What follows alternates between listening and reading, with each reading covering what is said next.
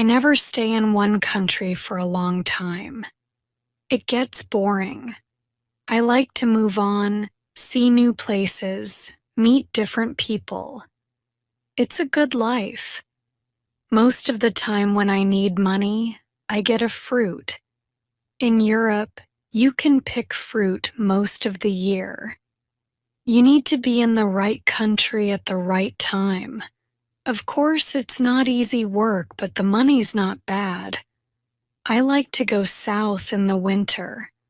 Life is easier in the sun, and Northern Europe can get very cold in the winter. Last year, 1989, it was. I was in Venice for October. I did some work in a hotel for 3 weeks. Then I began slowly to move south. I always go by train when I can. I like trains. You can walk about on a train and you meet a lot of people. I left Venice and went on to Trieste. There I got a cheap ticket for the slow train to Sofia in Bulgaria. This train goes all down through Yugoslavia and takes a long time, a day and a half. But that didn't matter to me. The train left Trieste at 09 UISire on a Thursday morning. There weren't many people on it at first, but at Zagreb more people got on. 2 girls went along the corridor past my carriage. They looked through the door, but they didn't come in. Then an old woman came in, sat down and went to sleep. The 2 girls came back along the corridor and looked into the carriage again. The train left Zagreb and I looked out of the window for about 10 minutes. Then I went to sleep too. When I opened my eyes again, the 2 girls were in the carriage. They looked friendly, so I said, "Hello?" "Hi," they said. "You're American," I said. "Or Canadian, right?" "American," the taller girl said. She smiled. "And you're 23. Your name's Tom Walsh. You've got blue eyes and your mom lives in Burnham-on-Sea, UK, right?" "How did you know all that?" I asked. The second girl laughed. "She looked at your passport. It's in your coat pocket." "Oh, right." My coat was on the seat next to me. I took my passport out of my pocket and put it back in my bag. "Who are you then?" I asked. They told me Melanie and Carol from Los Angeles, USA. They liked Europe, they said. They knew a lot of places: Britain, Holland, Denmark, Germany, France, Spain, Italy, Yugoslavia, Bulgaria, Greece. "I'm going to Bulgaria now," I said. "Tour about a month, then I'm going south for the winter, Cyprus or perhaps North Africa." "Oh, yes," they said. "We love Bulgaria. Sofia's a great town. Wonderful." "What do you do about money?" I asked. "Well, you know," Carol smiled. "Sometimes we get a little job, this and that. But what about you?" "Yeah, come on," Melanie said. "Tell us about you, Tom Walsh with the blue eyes and the mom in Burnham-on-Sea. What are you doing with your life?" Hey. So I told them they were nice girls. They were older than me, perhaps 27 or 28, but I liked them. We talked and laughed for hours. I told them a lot of stories about my life. Some of the stories were true, some weren't. But the girls laughed and said I was a great guy. I asked them about Bulgaria because I didn't know the country. They knew Sofia well. They said, "Hey, Carol," Melanie said.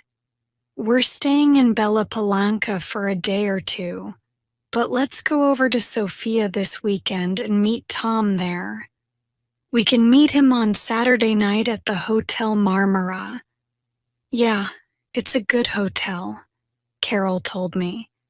"Cheap, but good." "What do you think, Tom?" "Great," I said. "Let's do that." The train was very slow.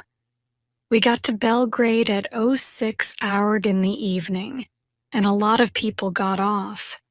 There were only me and the girls in the carriage. Then the guard came and looked at our tickets and went away again. Carol looked at Melanie. "Hey, Mel," she said. "Why don't you and Tom go along to the restaurant? I'm not hungry and I want to sleep for an hour." Food's very expensive on the train," I said. "I haven't got much money just now. I'm going to get a job in Sofia." "Oh, Tom," Melanie said. "Why didn't you tell us? Look, you're a nice guy, right? We're okay for money this week. We can buy you a meal." "Of course we can," Carol said. "And look in Sofia.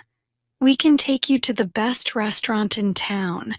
It's a great place. We love it." What could I say? I was hungry. They had money. I didn't. So Melanie and I went to the restaurant and had a meal. When we came back, Carol was still alone in the carriage. Melanie put her feet on the seat and went to sleep at nice. Some more people got on the train and 2 old men came into our carriage.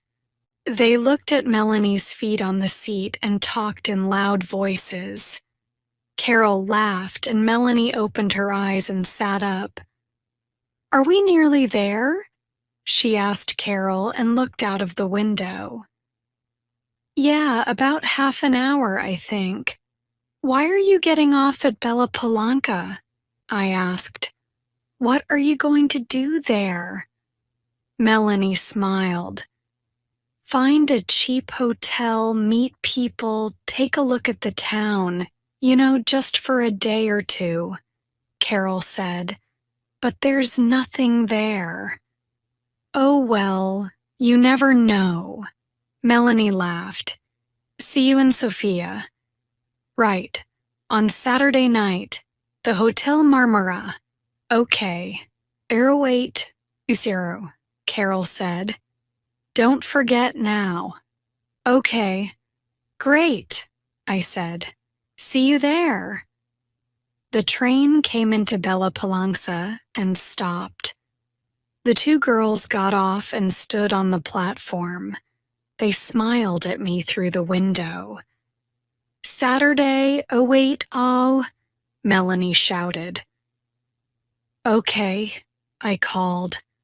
They couldn't hear me because of the noise in the station. They smiled again, picked up their bags, and walked away. Nice girls. I'm going to have a great time in Sofia, I thought. The train left Yugoslavia and crossed into Bulgaria at 02 hours in the morning. Then the train stopped at some village. I don't remember the name. I ate an apple and looked out of the window. Suddenly, there were a lot of policemen on the train. Everybody in the carriage sat up and began to talk. "What's happening?" I said in Italian to the old man next to me. "I don't know," he said in bad Italian. "Perhaps they're looking for somebody. Look. The police are taking some people off the train." Then 2 policemen came into our carriage, a tall, thin one and a short, fat one. They looked at everybody carefully and then they looked at me again. "Come with us, please," the fat policeman said in English. "What? Me?" I said. "Why? What's the matter?" "And bring your bag with you," the tall policeman said. I began to ask a question, but policemen never like questions from young men with long hair. So I stayed quiet, picked up my bag, and went with them. In the station building, there were a lot more policemen and some people from the train. They were all young people I saw. Some were afraid, some were bored. The police looked in everybody's bags, and then the people went back to the train. My 2 policemen took me to a table. "Your passport, please," the fat policeman said, "and open your bag." They looked at my passport, and I opened my bag. There was a young policeman with red hair at the next table. She had a nice face, so I smiled at her, and she smiled back. "Ah," the tall policeman said. Suddenly, all my dirty shirts and clothes were out on the table. The policeman picked up my bag and turned it over onto the table. Out of my bag fell packet after packet of U.S. American dollars. Nice new dollars, $50 notes in big packets, a lot of money. My mouth opened and stayed open. I couldn't find my voice. I was suddenly a very interesting person, and a lot of police ran up to our table and stood behind me. 50,000. 100,000, 150,000. There's $200,000 here, the tall policeman said. "What an interesting bag, Mr. Tom Walsh." I found my voice again quickly. "But it's not my bag," I shouted. There was a big, happy smile on that policeman's face. "Well," he said, "it's got your name on it. Look."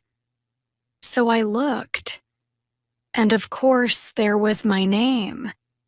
And yes, of course it was my bag. So how did 200,000 US dollars get into my bag? "You cannot bring US dollars into this country," the fat policeman said.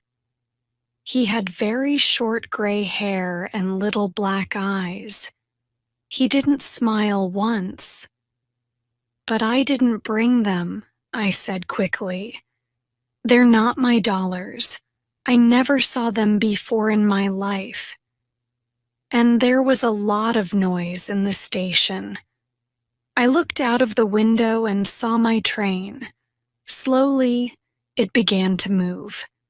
"Hey, 5, I shouted. "That's my train."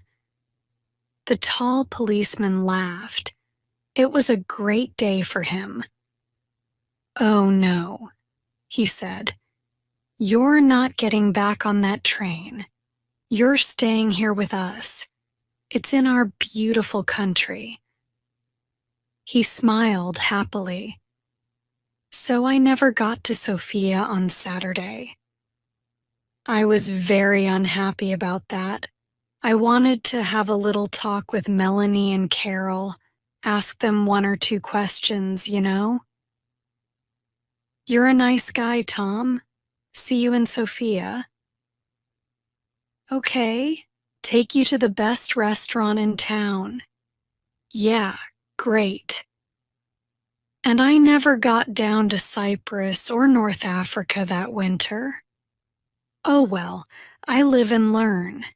It's not an easy life in prison, but it's warm in winter, and the food's not bad. And I'm meeting some interesting people. There's a man from Georgia, USSR, Boris, his name is. He comes from a place by the Black Sea. He's a great guy. When we get out of here, he and I are going down to Australia. Brisbane, perhaps, or Sydney. Get a job on a ship, start a new life. Yeah, next year's going to be okay.